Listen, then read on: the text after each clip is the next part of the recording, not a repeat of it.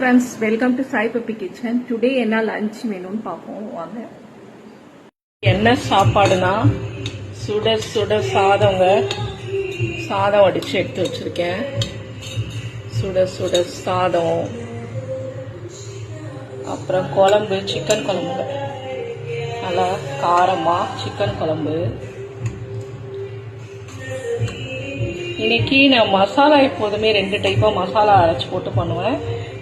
இன்னைக்கு இந்த வாட்டி அந்த மாதிரி பண்ணாம நான் சிம்பிளா தனியாத்தூள், மிளகுத்தூள்லாம் போட்டு கொஞ்சம் சிம்பிளாவே பண்ணிட்டேன். மசாலா அரைச்சு ஊத்தாம சிம்பிளாவே இது ஒரு மெத்தட்ல செய்வேன். எங்க வீட்டுல எல்லாருக்குமே ரொம்ப பிடிக்கும்.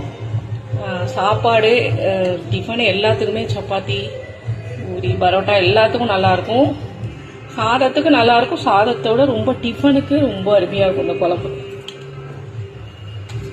சிக்கன் குழம்புங்க. மசாலா எப்போதுமே அரைச்சி போட்டு பண்ணுவேன். இந்த வாட்டி அந்த மாதிரி பண்ணலை. நான் இந்த மாதிரி பண்ணனா என் ஹஸ்பண்ட்க்கு என் பொண்ணுக்கு ரொம்ப பிடிக்கும்.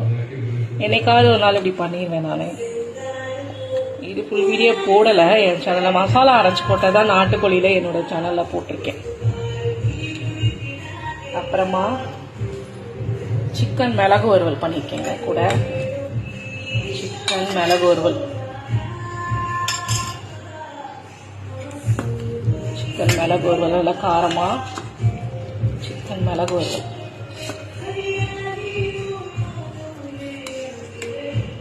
அப்புறமா ரசங்க, தக்காளி ரசம். ரசம் நிறைய வச்சேன். இன்னைக்கு கை தவறி ரசம் விழுந்துருச்சு கீழே.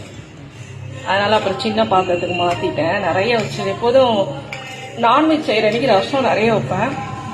தக்காளி ரசம் நிறைய வச்சேன். கொஞ்சம் கை தவறி கீழே கொட்டிச்சுலாம் ரசங்க. அப்புறமா கெட்டி தயிருங்க, கெட்டி தயிர். இவ்வளோதாங்க இன்னைக்கு என்னோட சிம்பிளான லஞ்சு. நாளைக்கு ஒரு சூப்பரான வேணும் நான் உங்களை மீட் பண்றேன். ஓகே, பாய்.